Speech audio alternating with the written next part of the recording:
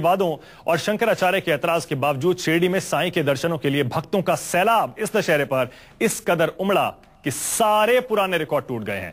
भक्तों की अपार भीड़ ने साईं दरबार में चढ़ावे के भी सारे रिकॉर्ड तोड़ दिए हैं।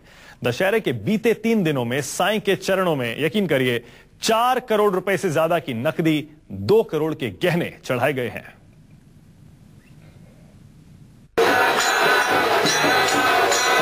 भक्ति का सागर हिलोरे लेता है यूं ही हर बारी।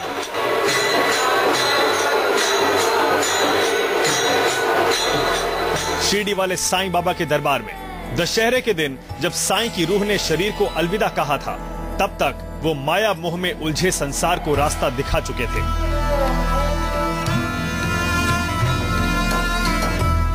वही रास्ता जिसे गीता में कृष्ण ने समझाया था, क्या लेकर आए हो, क्या लेकर जाओगे, जो लिया यहीं से लिया, जो देना है यहीं पर दो। द्वारिका माई मंदिर में जहां से साईं की फकीरी को दुनिया ने देखा था, जिसके चरणों में दुनिया की दौलत पड़ी थी, लेकिन दौलत से जिनका कोई वास्ता नहीं था, दीनहीन, गरीब, कमजोर की सेवा के लिए ही जिसकी धुनी से ताकत निकलती थी, उसी साईं के दरबार में भक्तों ने इस दशहरे के 3 दिनों के भीतर ही इस कदर दौलत लुटाई, चढ़ावा चढ़ाया कि सारे पुराने रिकॉर्ड टूट गए। बीते 3 दिनों में साईं को रिकॉर्ड चढ़ावे के तहत भक्तों ने साईं चरणों में 4 करोड़ 10 लाख रुपए अर्पित कर दिए। 3 दिन में चढ़ावे के 2 करोड़ रुपए के गहने भी साईं ट्रस्ट की संपत्ति का हिस्सा बन गए।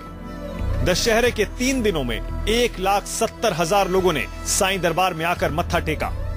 3 अक्टूबर को साईं की 96वीं पुण्यतिथि को भक्तों के श्रद्धा अर्पण ने ऐतिहासिक बना दिया। दशहरे के दिन ही साईं की देह यात्रा पूरी हुई थी। रूह ने देह की सरहद को हमेशा के लिए अलविदा कह दिया था। वही साईं जो भक्तों की आस्था के मुताबिक पैदा हुए थे एक ब्राह्मण परिवार में, लेकिन बचपन में ही फकीरी की लगन ऐसी लगी कि घर बार छोड़कर चले गए उस महान तत्व की खोज करने, जिसे जानने समझने के लिए युगों से शरीर यात्रा चलती आई है, जिसे जानने और समझने के लिए ही दुनिया का अब तक का सारा जीवन बीता है। उसी दर्शन को जिसे भारत के संतों ने बेहद करीब से अपनाया था, जिसे साईं ने नई ऊंचाई तक पहुंचाया था। स्वयं कबीर जी ने उनको स्वप्न में ये बात बताई थी कि मैं आप ही के क्षेत्र में एक ब्राह्मण परिवार के वहां पे मैं जन्म लूंगा और जन्म लेने के बाद मैं खुद ईश्वर की लीला के अनुसार मैं आपका शिष्य बनूंगा। ये स्वयं कबीर जी ने उनसे कहा था और इस बात का हमारे पास प्रमाण है। साईं की भक्ति का ऐसा सैलाब शिरडी में पहले दशहरे के वक्त नहीं देखा गया। जाहिर तौर पर शंकराचार्य स्वामी स्वरूपानंद सरस्वती समेत जिन लोगों ने साईं की गुरु भक्ति पर सवाल उठाया था, उन्हें साईं चरणों में उमड़ी अपार भीड़ ने जवाब दे दिया है कि विवादों और आलोचना के अखाड़ों से नहीं, भक्ति का रास्ता समर्पण, प्रेम और असीम श्रद्धा के घंट घड़ियाल और ढोल नगाड़ों से गूंजता रहा है, गूंजता रहेगा।